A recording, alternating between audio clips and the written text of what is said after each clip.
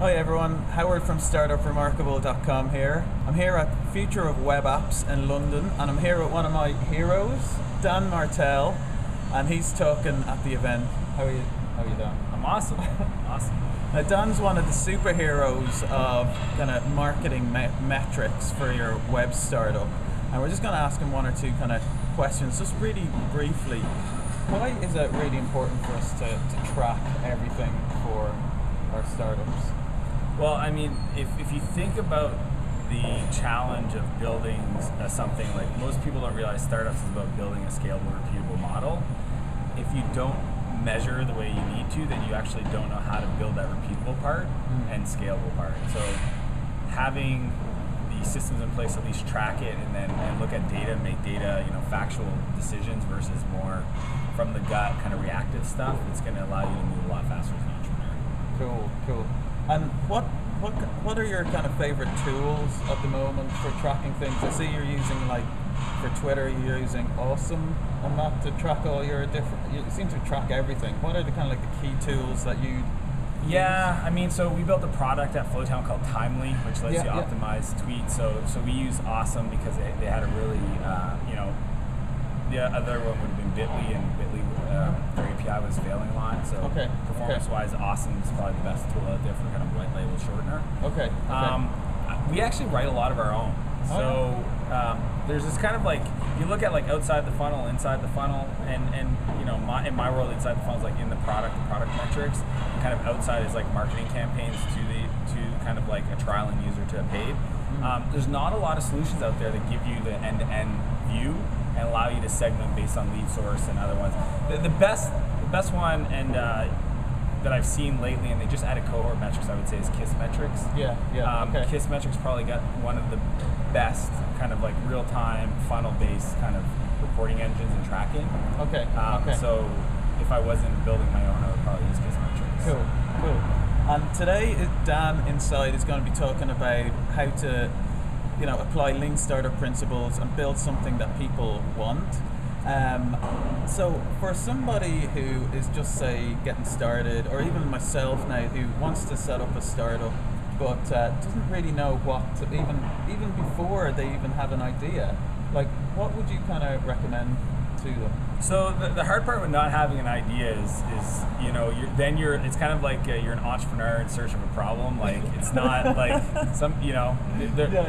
most startups are a product of somebody's pain, right? Where they experience some frustration in the world or some friction, just felt like that was wrong and there's a better way to do it. And they kind of explore, and most startups end up starting as just kind of like a really quick solution to a problem that, if done right, many people will like buy into and start using. Next thing you know, you've got a company.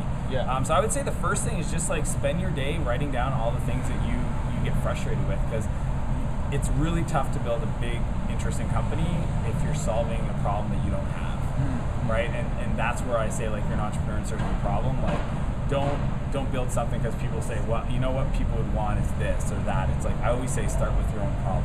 So that would be number one. Two would be quickly find a customer for that.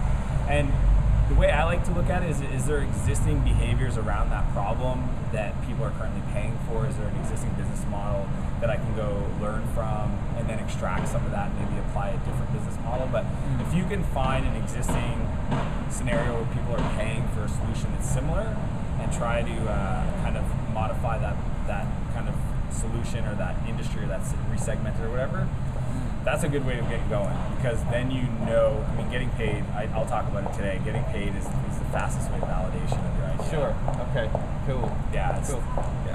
Cool, I look forward to that. And so you come up with a kind of idea, right, and you begin to validate it. How do you kind of try and find out what's that minimum viable product, Yeah, so I mean, MVP words been used a lot. I find like a lot of people are building really crappy prototypes. Like they don't actually solve the problem. They're functional, but they really don't deliver on a promise or actually, if you can't build something where people go aha, like they have this moment, this gratification, even if it's small, even as simple as like adding a filter on top of a photo. They go, wow, that's really cool. Like, you need to get your users to that level. So it's not even about the MVP, it's about building product that gets user to gratification. So that may take you 2 months, may take you 3 months. Just because you couldn't build it in 2 weeks doesn't mean that it doesn't qualify as an MVP. Yeah. Okay. And even from that, I like to do as much as I can without writing any code. Okay. So I'll do wireframes, paper mock-ups, high fidelity mock-ups, try to go sell those, put something in front of a user that may be fake. I mean, I even saw one company, they actually built a browser extension on the computer they were using for user testing that would modify people's Facebook to make it look like their app was running in that person's account in Facebook. Okay. But all it did was just essentially look for different IDs and elements in Facebook and render other, essentially their app. And it was like the smartest way to validate and test their idea without having to build any code.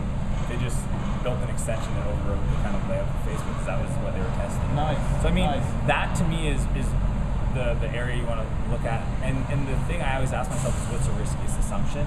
Okay. Out of all the stuff that I'm thinking about in regards to the startup and the business model, what I think my customers are, who my partners, how I get distribution, whatever one you feel is like the most unknown, like nobody's done it that way, like go start there. That's the best advice. Okay. Building the app, you probably can build it. There's no risk in that. Okay. It's, does the customer want it? And if you require other partners to help you distribution, can you get them to sign down? Cool. So actually it has nothing to do with code. It has that's really good. Yeah. And so you've come up with the riskiest assumption. How do you actually, like, dipping into that, how would you go out and test that if it's really risky? Well, you want to figure out, like, you got to create the test. So I usually run about 2 tests a week to validate something. So a test can be as simple as, I'm going to call 10 small business owners and see if they're willing, if they have this problem. You just validate the problem. Yeah. You might say, I'm going to call 10 distribution partners and see if I can get them to carry my product, or like all these things that you just got to define, like, what am I going to start with? What do I expect the outcome to be? And start with the hypothesis or the guess. I'd rather call it a guess because that's what it is. Figure out your guess first, and then go through that process. And at the end, look at it, because if you don't figure out a measurable, like, kind of quantifiable thing to baseline, then you're gonna start and do stuff and you're gonna learn, but you're not gonna learn with any, like, moments where you're like, wow, maybe there is nothing here. Okay. Like, if you say I'm gonna talk to 10 small businesses, I should be able to get 4 to sign up, and you talk to 10 and those sign up, then that's like, before you started, you said I should get 4. If you only get 1, then there's a big disconnect by what you thought and what actually happened. If you don't make that decision at the beginning, you'll just call a bunch of business owners and then tell yourself, like, oh, they're all interested. And that could totally be not true, but it's just the way we are. We always try to, like, convince ourselves of, like, the positive in what we're doing. And I like to start with the full define, like, here's what I'm going to test, here's what I expect to happen. Go run through it, and if there's a disconnect between what I thought and what actually happened, then sit down as a team and say, okay, here's what we learned. And would you write that down before you do the test? Yeah. I mean, if it's me, I'll just use a spreadsheet. If it's the team, we'll put it in our tracker, like we use Pivotal Tracker or whatever project management software.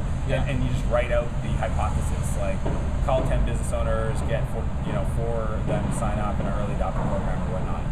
Cool. Yeah, but try to get paid. Like, ask for money.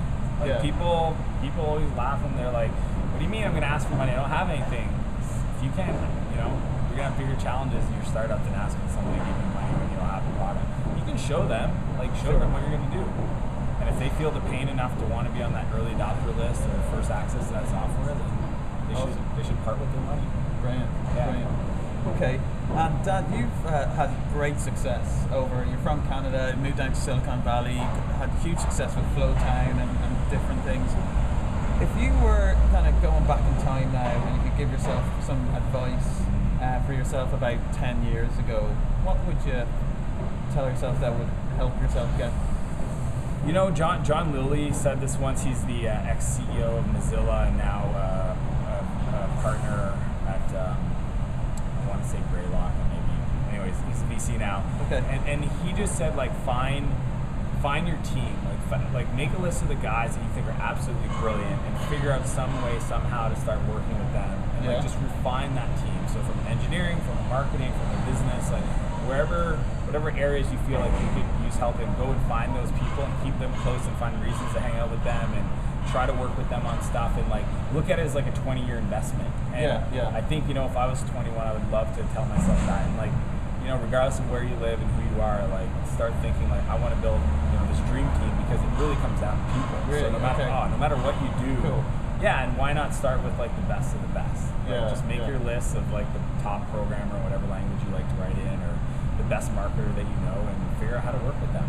And it's a long-term relationship. I mean, the thing with startups is that they happen so frequently that like you should give it a couple years. Like the guy might be working on his company and you really like him, you think he's smart, and then 2 years later he sells it, and then he's thinking about what's next. Well, you're talking to him, right? So it's like, okay, well, let's go do something. So I really think that if you look at things with like a 20-year horizon, you're going to make a lot smarter decisions than just try to rush into stuff. So I'm picking that up as it's not a kind of a forced relationship. It's a really kind of natural, real friendship relationship kind of thing. Yeah, people smell through kind of the transactional relationships, or if you're just trying to get something from them. Really, you know, I think I wrote a blog post called like 40-year. It's just some, you know, I don't know. I just believe like if you look at when you meet people like, hey, we're gonna be in this industry for a while, we're gonna be friends for a while. Let's talk as if we will be friends for a while. It just changes the conversation. It's just good. But finding those great people in the beginning of your career is probably the number one thing. People always try to find companies, and I'm like, no, we'll find those great people, and companies will come to them. Okay, fantastic. And Dan, what are you working on at the moment then, and what's coming up for you over the next? Well, all depends on this is going to get released, but there's some big news coming that I can't talk about publicly yet. But other than that, I mean, I've got Maple Butter, which is a blog that tries to profile Canadians. I'm on the board of Startup Weekend, so I'm really a big fan. I was helping them do the London one, right? Yeah, I saw that. Fantastic. Awesome. It's really good. Thanks. Yeah, it's you know, we started. They were only doing like 80 events a year, and I told them like I keep saying 10,000. And they laugh every time I say it. I'm like 10,000. So good, but it's just not as represented over here in England. And that's the opportunity. That's why I'm excited. Because like I think this year they're going to do like 250 from 80, like a year and a half ago.